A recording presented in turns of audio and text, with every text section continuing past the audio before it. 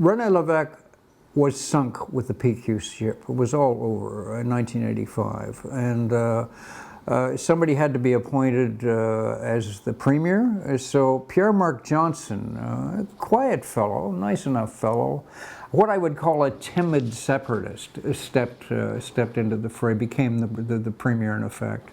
And I drew this one cartoon that I thought summed it up. Sometimes you sum it with one cartoon, you can sum up personality.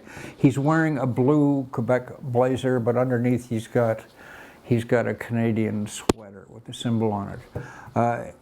He was not a hardcore nationalist, and indeed in the future 1995 referendum wouldn't even take a stance on it. Robert Bourassa came back with a storm at that time and took Pierre-Marc Johnson on in an election and won quite handily. And suddenly Bourassa was preoccupied with his good friend Brian Mulroney. The PQ quietly, very quietly, decided to have a leadership review, and Jacques Parizeau, a prominent figure and a very hardcore nationalist, won the leadership. We puzzled over where he had been. In fact, I drew him as Elvis Presley, he was supposedly dead.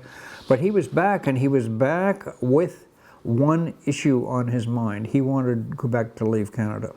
He was the hardcore nationalist. So he began saying things like, why doesn't Canada just let Quebec go? Otherwise it's going to be like a non-stop visit to the dentist for Canadians. A lot of people agreed with him. In any case, Bourassa died, unfortunately, a very week later. Pierre-Marc Johnson's brother, Daniel Johnson, took over the Liberal Party. Again, a sort of a nice enough guy, but a week later. And Parizeau beat him very handily, and I drew this very dramatic cartoon of him at the time, of him winning the election as Jacques the Ripper. In other words, the guy who was going to rip Canada apart. And indeed, there were no flies on Jacques Parizeau. He called for a referendum the following year. 1994 had been the election. He wanted a 1995 referendum. He wanted to get this thing done right away. The thing about Parizeau, he wasn't as popular as you might think. He made a lot of people, the English obviously were nervous, but a lot of Francophones were nervous about him.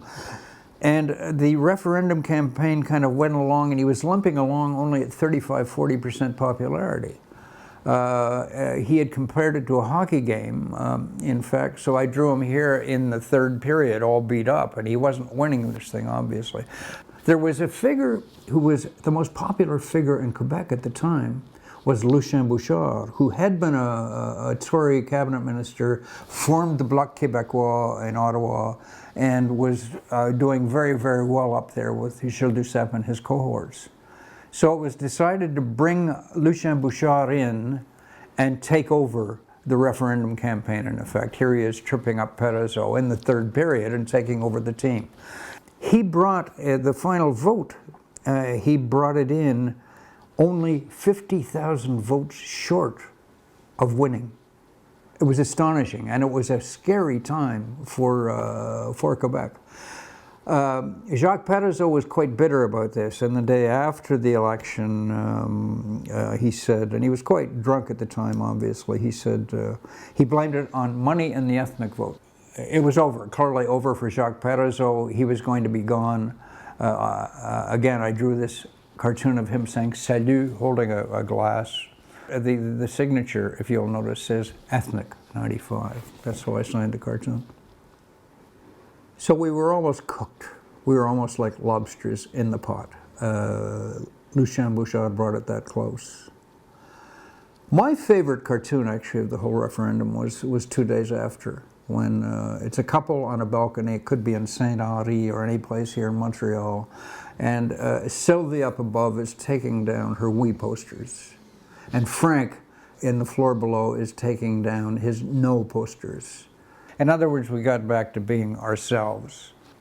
Lucien Bouchard hung on, and in fact took on the new Liberal leader, Jean Charest, in 1998.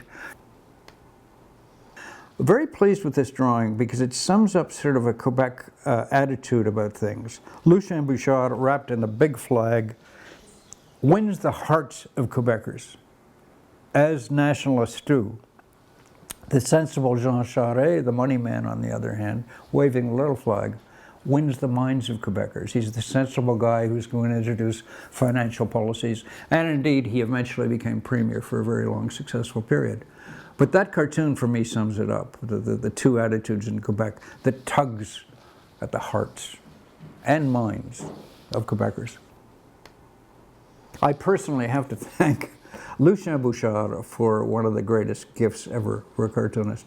He gave me a language minister by the name of Louise Baudouin. And I did cartoon after cartoon after cartoon of Louise,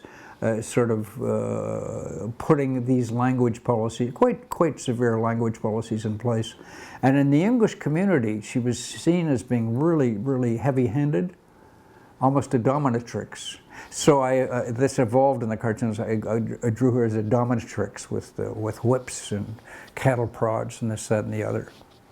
Quebec is a very unique place, though, because at first she was furious about these cartoons. She thought I was drawing her as an SS officer.